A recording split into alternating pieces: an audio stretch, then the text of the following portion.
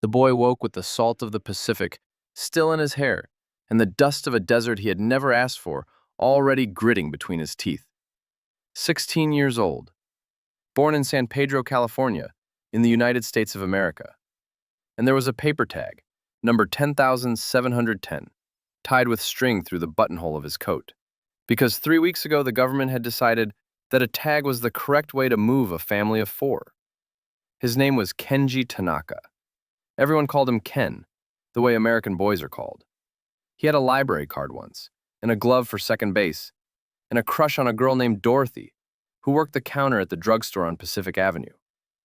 None of those things had come with him.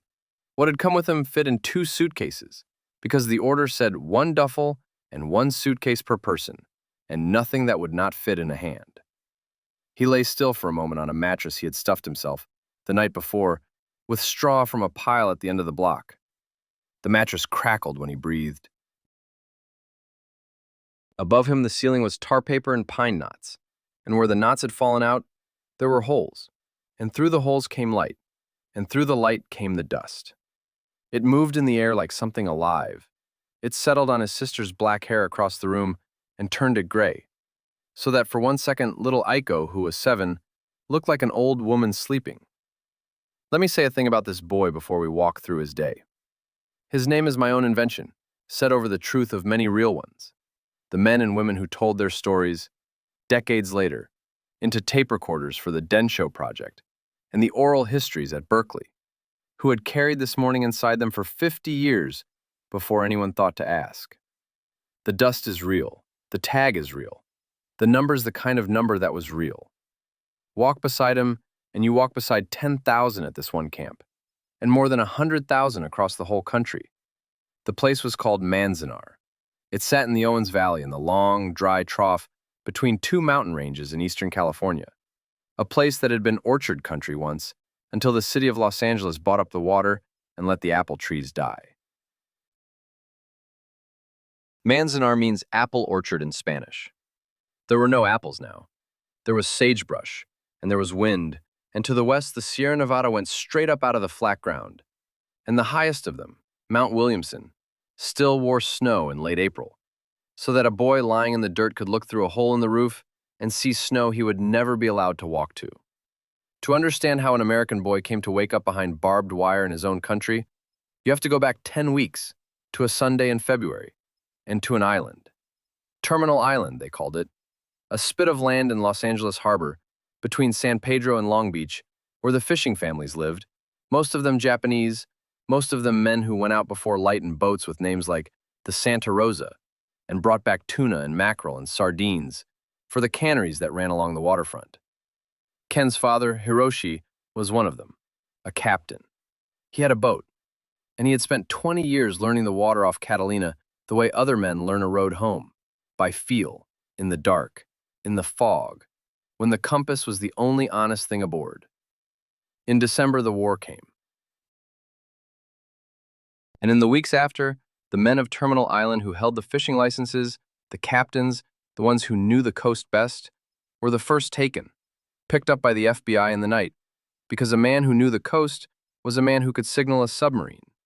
Or so the reasoning went, though no submarine ever came and no signal was ever found. Hiroshi was not taken in the first sweep.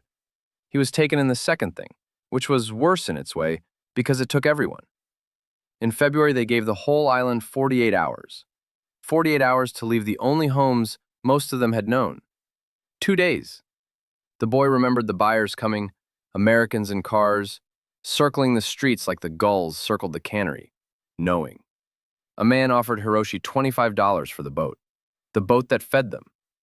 Hiroshi, who had never in Ken's memory raised his voice, looked at the man for a long time and then turned and walked into the house and shut the door. And the boat was simply left at its mooring, and they never spoke of what became of it. Ken's mother, Sumiko, burned things in the yard those 2 days. This is a thing the oral histories return to again and again, in city after city. The burning. Letters in Japanese. Photographs of grandparents in Hiroshima and Wakayama. A flag. Records, a kimono. Anything that might make a frightened government think the family loved the wrong country. They burned the proof of where they came from because Where they came from had become a crime. Aiko cried because the smoke smelled bad.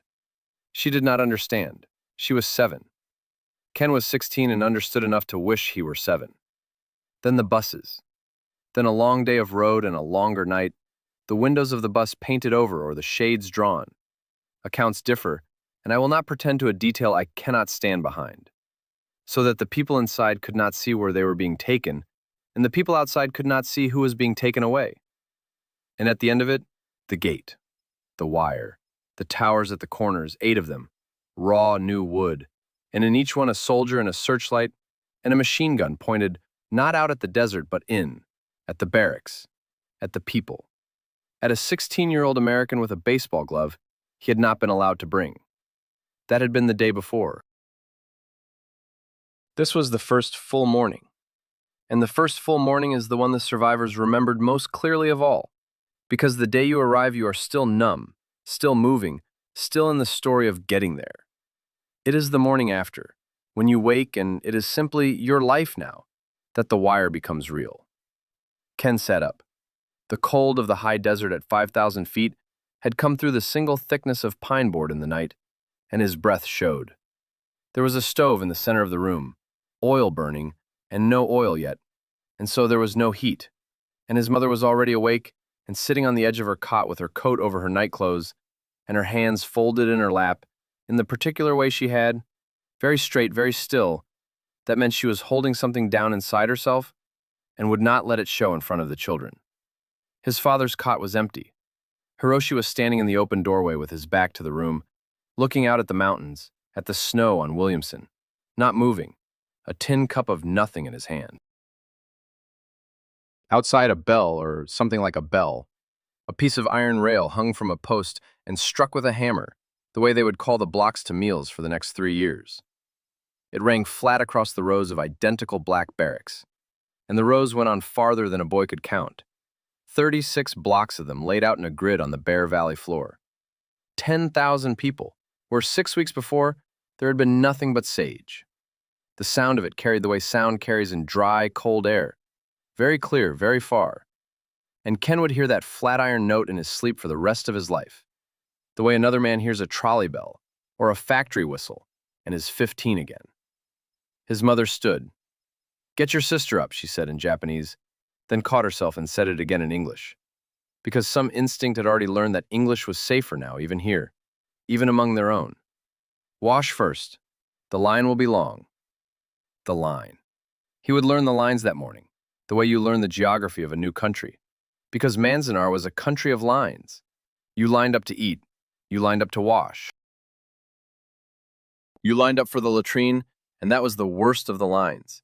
And his mother's face when she understood what the latrine was. A row of toilets in the open, with no partitions between them. Nothing. 10 holes in a board, and a woman expected to sit there in front of strangers. His mother's face in that moment was the thing he made himself stop remembering, later. Because a son should not have to see that on his mother, and a mother should not have to wear it in front of a son. He pulled on his shoes. The dust had got into them in the night. It got into everything. It was the first lesson and the last one. He woke his sister, who said, "Where are we?" And he said, "We are camping," because it was the only word he had that did not frighten her. And outside the iron rail rang again, and the first full day began. The mess hall in Block 7 was a long barrack like all the others, only emptied of cots, and filled instead with plank tables and the smell of something boiling that no one could quite name. They reached it at the end of a line that bent twice around the building in the cold, and by the time Ken got a plate, there were 2 boiled potatoes on it, and a slice of bread, and a spoon of something orange, canned. And that was breakfast, and you ate it fast standing up if the tables were full, which they were. A man near him, older, in a good coat gone to dust like every other coat, was explaining to no one in particular that he had owned a dry cleaning business in Sawtell, 2 shops, and that he had sold both in 9 days for less than the cost of one of the pressing machines inside them, and that the man who bought them had shaken his hand and called it a fair deal. He said it the way a man says a thing he has decided to find funny because the other option is unbearable. Several men nodded. Everyone in the room had a version of the story. The dentist who left his chair, the farmer in the Central Valley who had a strawberry crop 3 weeks from picking and walked away from it. The whole working life of a community, sold in a fortnight to whoever drove up, and the buyers had known, the way the gulls know, that the seller could not say no. This is the part the schoolbook leaves out, if the schoolbook mentions it at all. We are taught, if we are taught anything, a single gray sentence. Japanese Americans were relocated during the war, and the sentence does its quiet work of making it sound like a thing that was done to foreigners, to strangers, to the enemy. But 2 out of every 3 people standing in that breakfast line were citizens of the United States, born here, with birth certificates from American hospitals. They were Nisei, second generation, and they had pledged allegiance to the flag every morning in schools in Fresno and Seattle and Los Angeles. The man with the dry cleaning shops was an immigrant, yes, barred by law from ever becoming a citizen no matter how long he stayed. But his children, sweeping crumbs from the plank table beside him, had as much right to that valley as the soldier in the tower who was watching them eat. After breakfast, there was registration, and registration was the long, flat heart of that first day, the hours that the survivors, telling it later, would skate over fastest, because nothing happened in them, and everything happened in them. The family went together to a barrack set aside for it, and a young woman with a clipboard, herself a prisoner, one of their own, given the job because she could type, wrote down their names and their ages and their family number, which was the number on the tag, 10,710, the number that was now more theirs than their name was. There were forms. There were always forms. Sumiko signed where she was told to sign and did not read what she signed, because what would reading it have changed? They were assigned their barrack, which they already had, and their block, and told where the canteen was, and where the hospital would be when there was a hospital, and given an army surplus blanket each, scratchy wool, and shown the great cloth bags called ticks that you filled with straw to make a mattress, which they had also already done, in the dark, the night before, hungry. The straw poked through. It would poke through for 3 years. Men learned to fold a blanket under the small of the back. These are the details that do not make the history books, because they are too small, and they are exactly the details the old men and women wanted you to know. When at last, someone came with a tape recorder, not the policy, not the date of the executive order, but the straw, the cold, the thinness of the wall, the way you could hear the family in the next apartment, 6 inches of pine board away, having the conversation you were also having. And it was here, in the dull middle of that morning, in the slow shuffle of forms and blankets, that the thing happened which Ken carried longest. Not the wire, not the tower. This. Aiko had been good all morning. 7 years old and good, holding her mother's hand in the lines, eating her potato, not crying even at the latrine which had frightened her too. And then, somewhere in the registration barrack, between one form and the next, she looked up and asked, in a small, clear voice, where was Hanako? Hanako was a doll, a cloth doll with a painted face that had been her grandmother's, that had come from Japan in a steamer trunk before Aiko's mother was born, the one beautiful old thing the child owned. And Aiko had set it down. On the dock at Terminal Island, or on the bus, or on a bench in the long blur of getting here, set it down for one moment to carry something else, the way a child does, and it was gone. And in the rush no one had seen, and it was somewhere now in the wide American distance behind them. A doll on a bench, and it was not coming. Sumiko knelt down to explain, and Hiroshi, who had not raised his voice when the FBI came for the captains in the night, who had not wept when they took the boat, who had walked into the house and shut the door and come out dry-eyed, who had stood in the doorway that morning with his back straight, looking at the mountains, holding the whole thing inside himself the way his wife held it, because that was how they had been raised, both of them, to swallow it and stand. Hiroshi heard his small daughter ask for a lost doll, and he turned away, and he put his hand flat against the rough pine wall of the registration barrack, and his shoulders went. And Ken watched his father cry, for the first and only time in his life. Not over the boat, not over the $25, not over the wire or the tower or the country that had done this. Over a doll. Over a 7-year-old's doll left on a bench. Ken understood, watching, in the way a boy understands a thing all at once and forever, that the doll was every other thing, that his father had been carrying all of it stacked up inside him, the boat and the shops, and the burning in the yard and the 48 hours, and the tag through the buttonhole, and that a man can carry that, a man can stand under that, and then a child asks for a doll, and the whole weight comes down through that one small door. He looked away. He gave his father that. It was the only thing he had to give. By midday, the dust was up. It came most afternoons, the wind funneling down the valley and lifting the loose, churned ground, for the place had been graded flat and stripped of every plant to build the blocks, so that 10,000 people now lived on what was essentially a dry lake bed waiting for wind. And the dust came in a brown wall, not unlike, the old farmers among them said, the dusters they had read about in Oklahoma. And it got into the rice and the eyes and the lungs, and you breathed it and tasted the valley going through you. And yet, and here's the thing that the survivors said, almost guiltily, as if it might seem to excuse what was done, which it does not. Life went on, because life always goes on, because 1,000 children cannot be made to stand still for 3 years. By that first afternoon, there were boys playing catch in the fire break between blocks with a ball someone had managed to bring, and Ken drifted toward them the way iron drifts to a magnet, and stood at the edge, and someone threw him the ball, and he threw it back. And for the length of 3 or 4 throws, he was just a boy in California in the spring, 16, with a good arm, and the tower at the corner of his eye did not exist. Within months, there would be a baseball league here with real teams and real uniforms sewn from whatever could be found. There would be a school. There would be a newspaper, the Manzanar Free Press, the name of it carrying its own bitter joke that everyone understood and no one said. There would be dances and a choir and a man teaching judo and victory gardens grown in soil that had to be hauled and amended by hand.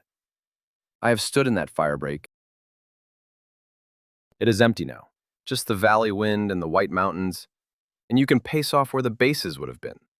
They played ball under the guns. Both things were true at once, and any telling of this day that gives you only the guns or only the ball is lying to you by leaving out the other half. The horror of the place was not that it was a place of constant violence. It was that it was so nearly a town with schools and box scores and a newspaper, and that around the whole near town ran the wire, and over it stood the towers. And an American child threw a baseball in the shadow of a machine gun and thought nothing of it, because by his second day it was already normal, and that is the part that should keep you up. The supper line formed before the light was gone, because everything here was a line, and you went when the iron rang. And it was in that line, in the long blue dusk of his first full day, that Ken saw the thing that finally broke something in him that the wire had not. Saw it and could not look away, the way you cannot look away from your own father. His father was standing in the supper line with a tin plate in his hands. That was all. A man standing in a line holding a plate.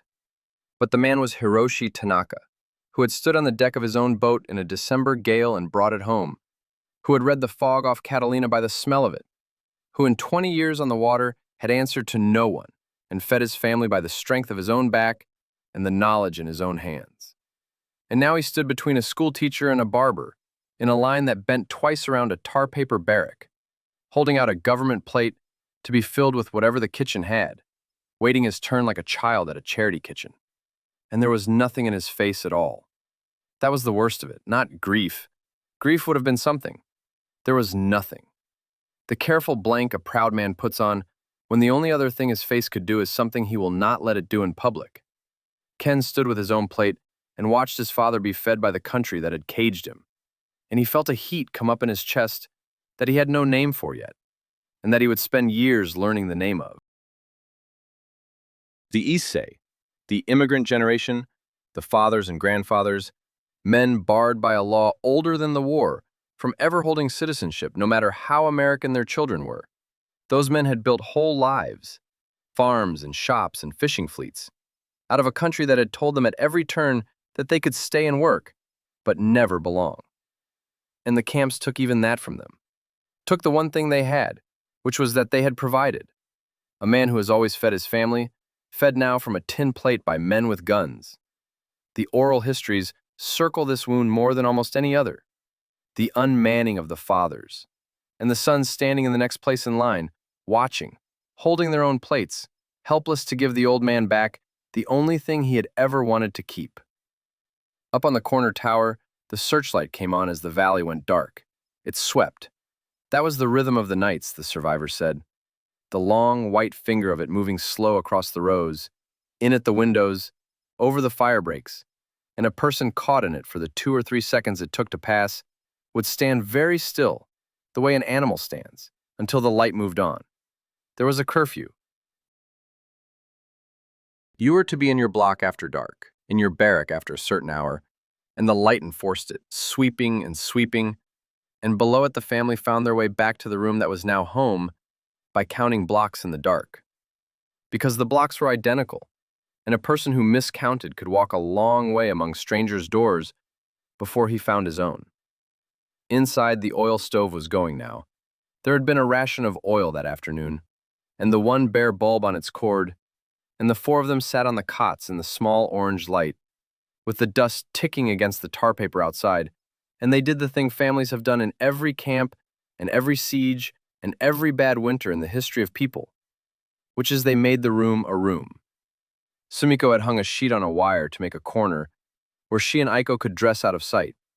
Someone 2 doors down was playing a phonograph, low, a record that had made it through somehow, a dance tune from before. And it came through the thin wall, sweet and strange. And it was that night, the first night that was truly a night, and not just the numb end of arriving, that Ken heard the argument that he would later understand was the argument running quietly through every barrack, in every camp. The question that would split families and friendships, and that has no clean answer even now. It came through the wall, 2 young men, Nisei like him, citizens, and one of them was saying that they had to prove it. That was the word he kept using, prove. That the way out, the only way out, was to be more American than the Americans. To volunteer the moment they let you, to wear the uniform, to bleed for the flag that flew over the camp, and to make it so undeniable that they had to give you back your place. And the other one, lower, harder, said, prove it to who? We were born here. We pledged the flag. We did everything right, and they put our mothers behind wire on the say-so of men who never met us. We already proved it. There is nothing left to prove. The proving is their job now, not ours. Neither of them was wrong.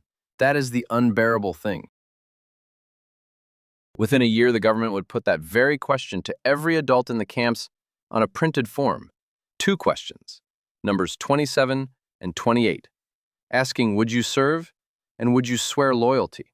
And the form would tear the camps in half. For to say yes felt to some like absolution, and to others like apologizing for a crime they had not committed. And to say no could mean a worse camp still. And there was no answer that did not cost something. But that was a year off. On this first night, it was only 2 voices through a wall. A boy who believed the country could still be made to keep its promise, and a boy who had watched it break the promise and would not be fooled twice. And Ken lay on his crackling straw and listened to both of them, and did not know, would not know for a long time, which one he was. Then the shot.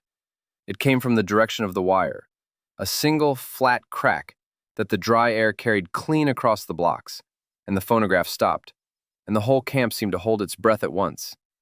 10,000 people gone still in the dark. Ken was up and at the door before his mother could speak, and out into the firebreak in the cold, and the searchlight was no longer sweeping. It was fixed, dead still, a single hard cone of light aimed at the fence, and in it, far down the row, a figure, a man, standing near the wire with his hands coming up. Later in the morning, the story would go from block to block in the way news went in that place, mouth to mouth, swelling and shrinking in the telling, and the agreed-upon shape of it was this. An old man, confused, perhaps half-deaf, perhaps looking for a dog that had got out, perhaps just unable to bear the room and walking in the dark the way old men do, had drifted too near the fence after curfew, and the tower had called out, and he had not heard or not understood, and the soldier had fired. Into the air this time, a warning. The bullet going up into the same sky that held Mount Williamson's snow. This time. Because Ken would learn, as the months went on, that it was not always into the air. that at this camp and others, men were shot at the wire and some of them died. And the inquiries afterward found the soldiers had done their duty. But on this night, his first full night, the old man lived. He stood frozen in the white light with his hands up and his mouth working. And two other men crept out low and got him and walked him back between them into the dark of the blocks. And the searchlight held on the empty fence a moment longer, as if disappointed, and then began again to sweep. Hiroshi's hand closed on Ken's shoulder from behind, hard. The grip of the man who had hauled nets in a gale, and turned him, and walked him back to the door without a word. Inside, Aiko was crying again, the real frightened crying now, and Sumiko had her. And the phonograph 2 doors down did not start again that night. The family sat in the orange light and did not talk about it. And outside the light went on sweeping, in at the window, across the boy's face, gone, back again, all the first night long. Long after Aiko's crying had worn itself down into sleep, and his mother's breathing had gone slow and even on the far cot, Ken lay awake on the straw and watched the searchlight come and go across the ceiling. And in the in-between dark, he heard his father move. Hiroshi sat up quiet, the way a man moves who has spent his life rising before others in cold houses. He reached under his own cot, into the duffel that held what little they had been allowed, and his hand came out with something small that he held cupped in both palms. And he sat there a while just holding it. And then he saw the boy was awake and watching, and he did not put it away. He held it out. Ken took it. It was a compass. A brass marine compass, old, the case worn smooth and warm-colored from 20 years of his father's hand. The kind a fishing captain keeps in his pocket when the fog comes down and the coast is a guess, and the compass is the only honest thing aboard. How it had come through the searches, through the 48 hours and the buyers and the burning, Ken never knew and never asked. His father had brought one thing that was not on any list, and it was this.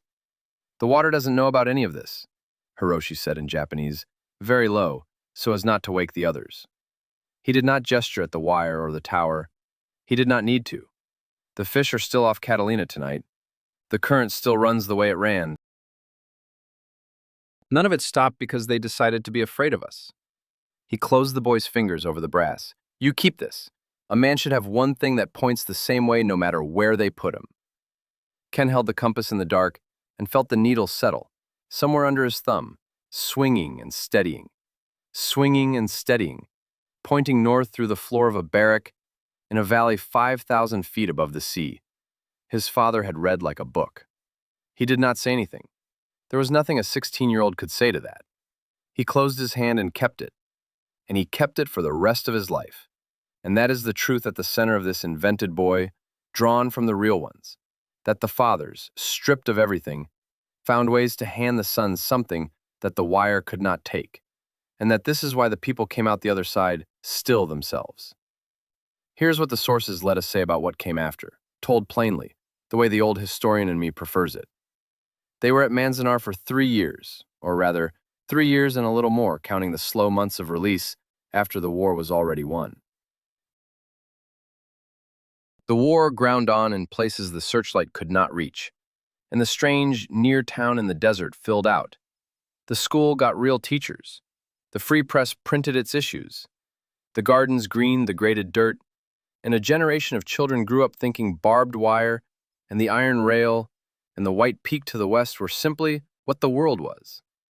The loyalty form came in 1943 and tore through the blocks as it tore through all the camps. And families argued the way the two voices through the wall had argued. And some said yes, and some said no, and both paid for it. And then the young men, Nisei, the very ones a frightened country had locked up as a danger, were allowed to volunteer. And they did, in numbers that shame the telling of it. And they formed a regiment, the 442nd, and they fought in Italy and France, and they came home the most decorated unit of its size in the entire history of the United States Army, while their parents were still behind the wire they had left to go and fight for. Hold those two facts in one hand. The country has been trying